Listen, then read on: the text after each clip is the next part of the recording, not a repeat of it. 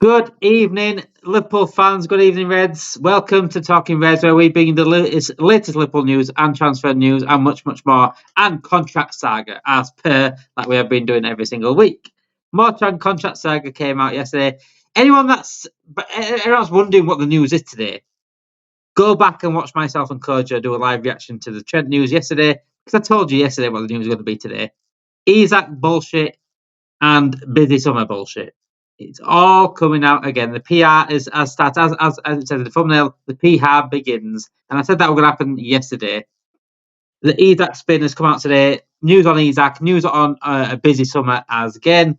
A little bit on. I think Kirkes' brothers now like to post a picture of something about Kirkes joining Liverpool. Take that what you will. A little bit on two potential right backs that Liverpool could be looking at, and we're also going to speak a little bit on Trent because more Trent news is coming out. Me and Nigel not happy with Trent, but at the end of the day, we need to take accountability for the ownership and the way the club is run as well in terms of the Trent saga. Because at the end of the day, these guys have been given a chance to speak to other clubs. One's taken advantage of it. Two others might take advantage of it. Yeah, let's wait for that one. So yeah, let's start with the Trent news then. Naj, I know you're not happy about Trent going. I don't, like I said to you before we came on, I'm not happy how he's gone about it. I think he could have gone about it way, way better. Could have been a bit more transparent with us. But we don't know what's is told the club. From what I'm seeing right now, I saw a report the other week actually saying something about Van Dijk potential staying, Van Dijk there, and they sort of missed Trent out in it. Mm.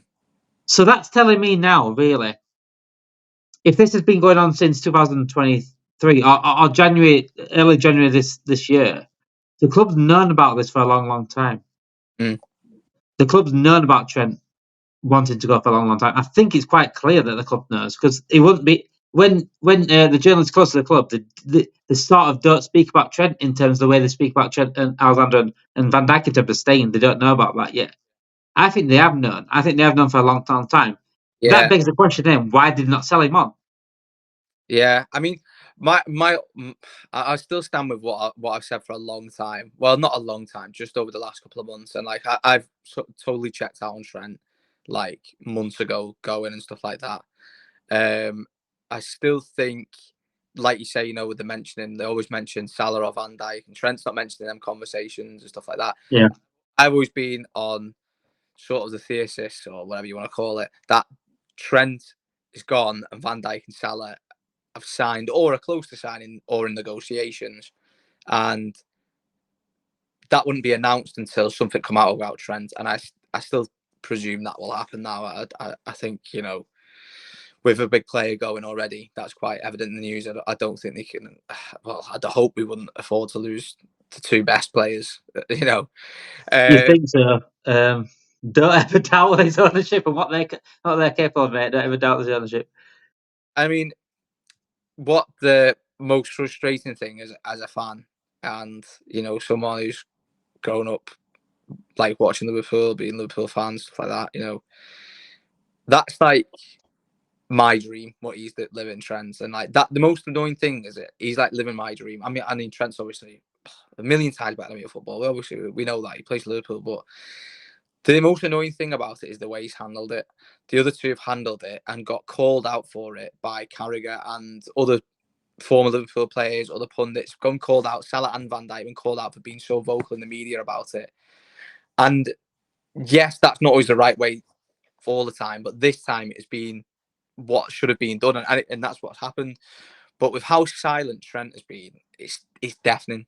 And I think he owes everyone as Liverpool fans that he should have told what was going on. I think a lot of people would have been less annoyed and less frustrated with him if he'd come out and said, Yeah, there's going to be people out there that are going to be just they're probably burning his shirt still, yeah, even yeah, without him telling us or not. But yeah, I get it from like my point of stand view and your point of stand view. We'd have been a bit more accepting of him yeah. leaving. You just want him to. But would you think he's scared, or do you think he's under obligation not to do so? I don't know. Has he been told by someone not to do so? I mean, he's actually got no excuse. What he's done is ridiculous. Like, he's vice captain. He was going to be captain of Liverpool. There's no excuse. You've got to stand up and say what you want. Like, and him being like the local lad in the team and being so successful and so, from a young age, and being given so many opportunities under Klopp. And I just think for him to just the way he's acted it's just cowardly. I think it is just very cowardly. I mean, like you say, you don't know what's going on behind the scenes and stuff like that, but I think doing all that celebration stuff, that's towards me now, or that's towards you, that's towards the Liverpool fans. Him doing that, that now shows me that wasn't, oh, shut up, the paper's going to stay. I made videos on that thinking that's what he meant.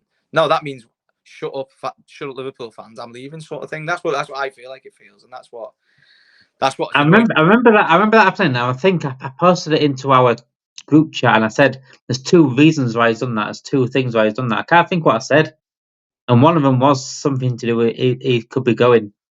I don't know what it was. I'd have to go back to check that. I remember the two reasons I thought that he might have done that. But yeah, it does looking back over it, like it is a bit snaky, and it is annoying. He is living our dream. He has lived his dream. His dream as well. Obviously, a Liverpool fan. And I think that's where we take emotion away. Sometimes, if you take emotion away, and I did a video on it, like if Tenny's not a Scouse or Tenny's not a Liverpool fan, how would you deal with this? How would you see the situation? Yeah. Then I think the whole blame would go to the club. Yeah, and that's where we need a bit more, balance here. Are we just going at him because he is a Scouse and a Liverpool fan? And we can't separate from that as fans. We can't, because like you said, he's living our dream. If I was a Liverpool fan, if I was in the same situation, I'd be saying Liverpool the rest of my life. Exactly, and I think that I think it's just an accumulation of things. And I'm totally with you. I agree. The club are massively to blame for what's gone on here as well. To even have that opportunity for him to go and potentially leave the club and stuff like that. That deal should have been done 2 years ago. Never mind this season. It should have been 2 years ago. But I feel like, just the way he's handled the whole situation. Yeah.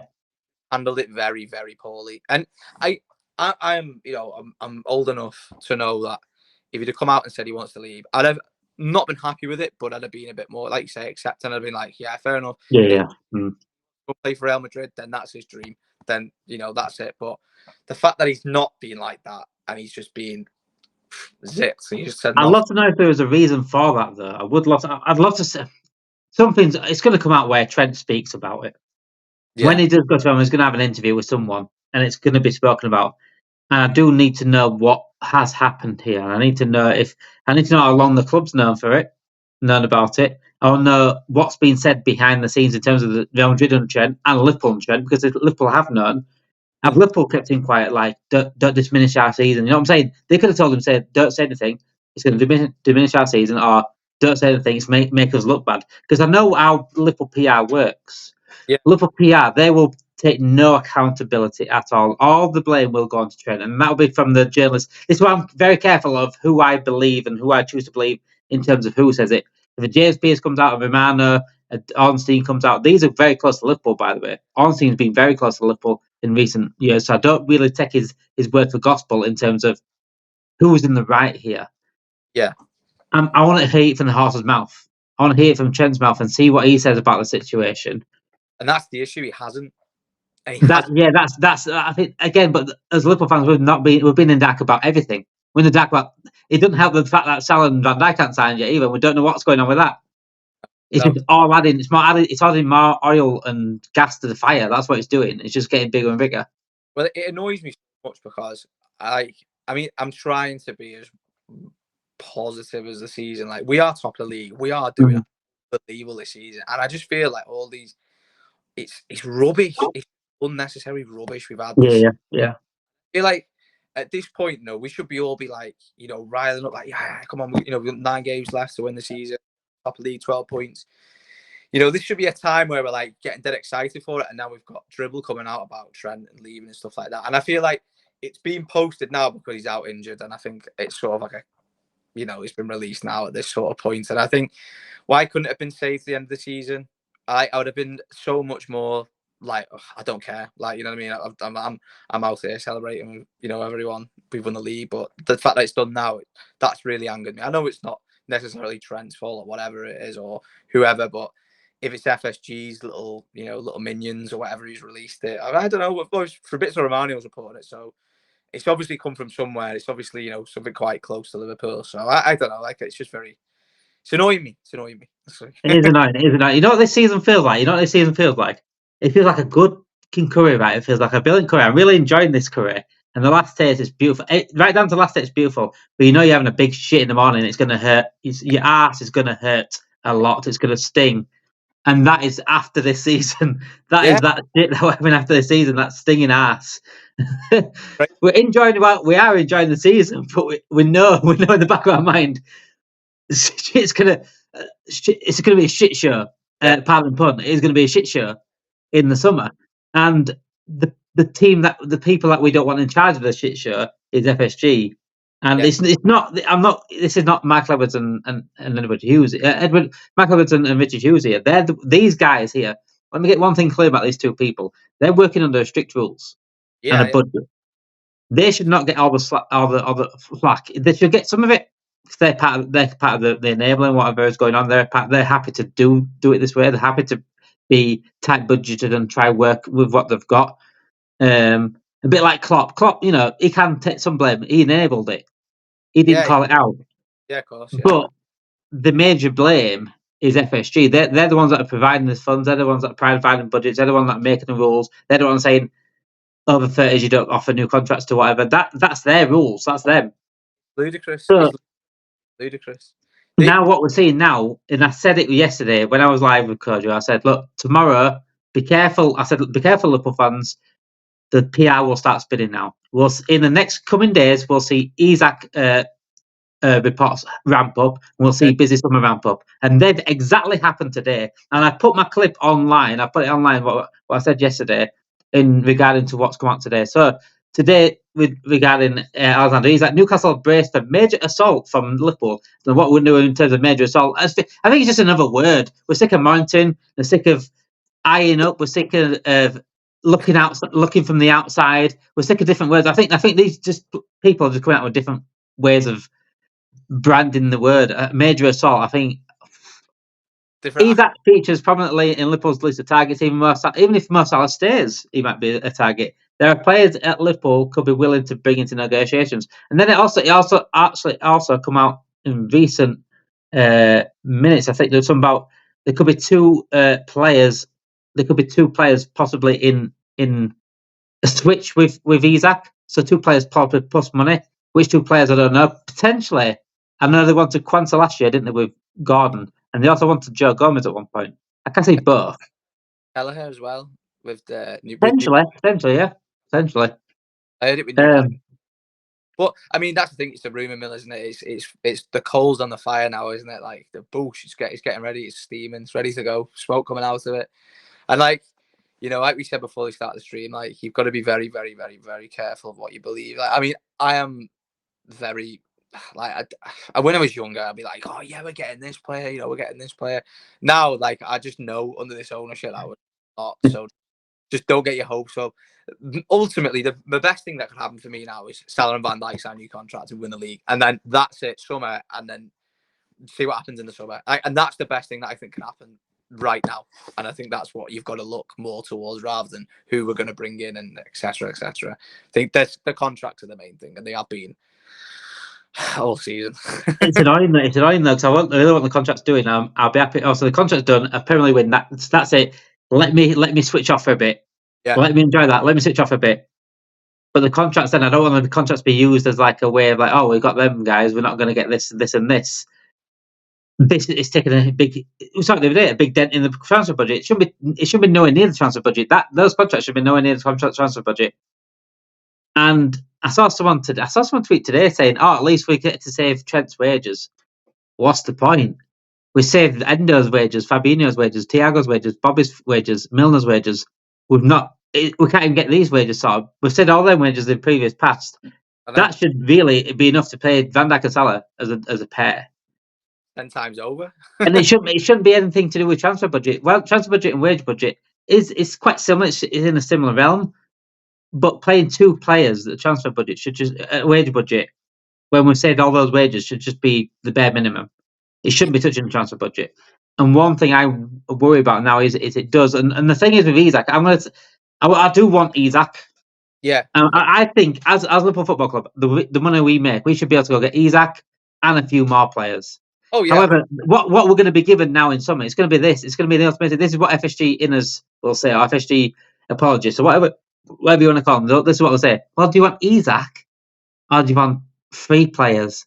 Yeah. Take a pick. That's what it'll be. It's the same. It's the Bellingham shit again. It's the whole Bellingham shit again. Same thing. Exactly the same thing. I mean, personally, I think we need 2 players. If I'm going to be if we have right, I think Isak's essential. I do think that is an essential player to get in. I think he keeps Liverpool very competitive, right? Yeah.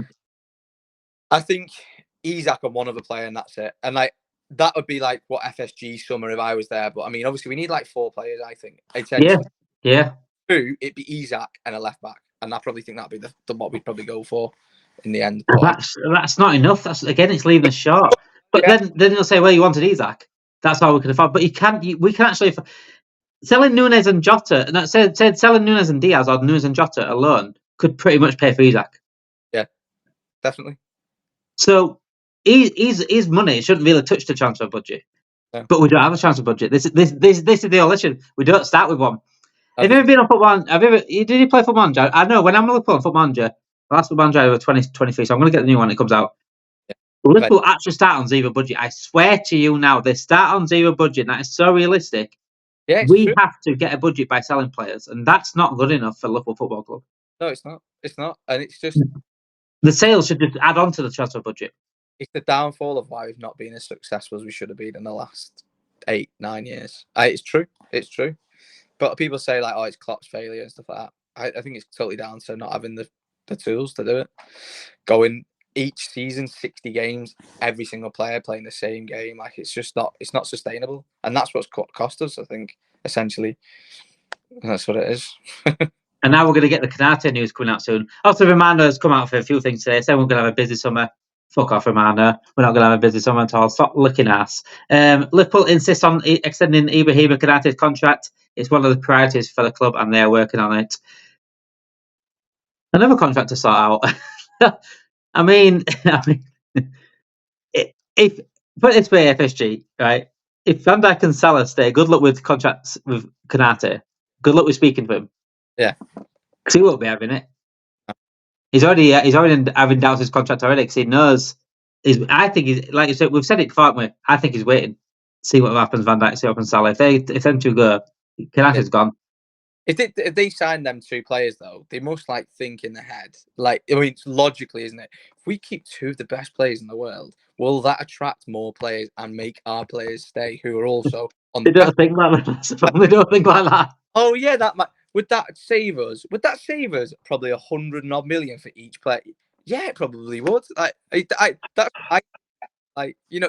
that Salah's 32, not that Van Dijk's 33.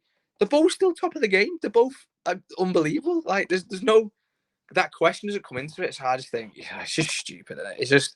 It's honestly lunacy. It's lunacy, and you can't explain it. And if you did, I don't know. I think you'd. It is literally. If I didn't laugh, I'd cry. It is that saying. It really is. But yeah, if the Konate situation will unfold, if we lose Van Dijk and Salah, I can see the Konate thing, and it's going to be a domino effect. We'll see Konate, McAllister might start in his doubts, and McAllister's a South American midfielder. Yeah. Obviously, at some point, Barcelona and Real Madrid might come in for him. Oh yeah, Barcelona. If he keeps playing the way he's playing, Gravenberch, if he keeps playing the way he's playing, he's going to attract lots of attention. Yeah. It's going to be a downward spiral, and we can survive. We've been lucky before where we've got away with this season. I think we've got away with the lack of ambition. Yeah, Arsenal and Man City dropping off as massive. We've gone and won the league, took advantage of that, and we deserve to win that league this season. Yeah. But losing the guy that's pretty much carrying you to the league this season, and the guy behind him carrying him to the league this season, in the same transfer window, and your best passer of the ball in one transfer window for free. Yeah. Let's remind everyone that it is for free, guys. Not for zero. Not for 8 years. Zero. It's just absolute madness. But yeah, it has been I won't say a funny 24 hours. It's been. I'm shocked, mate. Honestly, mate, I'm shocked at people surprised by it. Some people still believe Trent was staying. I know. They must be just. Are they that biased or deluded? I don't know. I don't know what goes through people's heads. I honestly don't know. But yeah, before we do go though, Frimpong and Livramento are the two right backs that have been looked at for Liverpool. Livramento and Frimpong from Bayer Leverkusen. Livramento very good right back. Frimpong, I think very good. I said the other day now, Frimpong, I think it's more of a winger. Yeah. I think it's suited maybe a wing back role. Yeah, 5 at the back. Yeah, I won't mind him actually coming just because we've got Bradley there anyway, so it's good competition.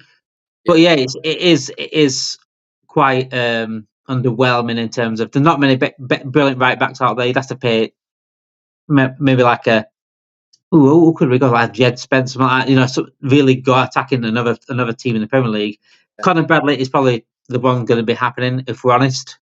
Yeah, I mean, I'm okay with it just with his injury record's not great. I love Conor Bradley. I think he's brilliant, but he's not got a good injury record. And like I said before, Joe Gomez, I think he's great backup, but again, someone who's injury prone, them two are injured. Who's going to play right back? It's probably going to be Curtis Jones or something like that, and then you're in a world of trouble. It's Endo gets a new 5-year contract as a right back. I love Endo. I love him. He just why couldn't Trent? Come on. This is the conversations that we have to make, mate. I mean, I did a stream yesterday. I did a video yesterday. Ambitious signings that I'd love to go have, but if we're ambitious, yeah, it's like we're doing dream signings at Liverpool Football Club. We're doing dream potential signings, but it wasn't like Mbappe or like that. We actually do like realistic ones as a dream. Standard signings. And the fact that we're doing that as a dream at Liverpool Football Club is quite embarrassing. We're a big club and we don't have like one, and that's the big issue. Trent Alexander-Arnold is going to Real Madrid. Liverpool fans are losing their heads, and rightly so. At some parts, some people go too far. If you go onto our TikTok, please watch our latest TikTok. I'm going down the Liverpool fan that is burning a Trent Alexander-Arnold shirt. Don't know why he's doing that. Needs a life. But yeah, it has been a mad 24 hours. But I'll tell you one thing: it's going to be a mad summer. It's going to be mad. Whatever happens, it's going to be busy summer. Depending who you say it busy to, because I don't believe it's going to be a busy summer. A busy summer probably out the door, not coming in. Anyway, please, guys, make sure you do like this video, subscribe to the channel, and get your notification bells as well. We are back tomorrow and also on Friday as well. We're going to get a live show in this week as well, so make sure you get notification bells on. And plus, guys, don't fall for the PR. I'll always say that to you. Have a great night, guys.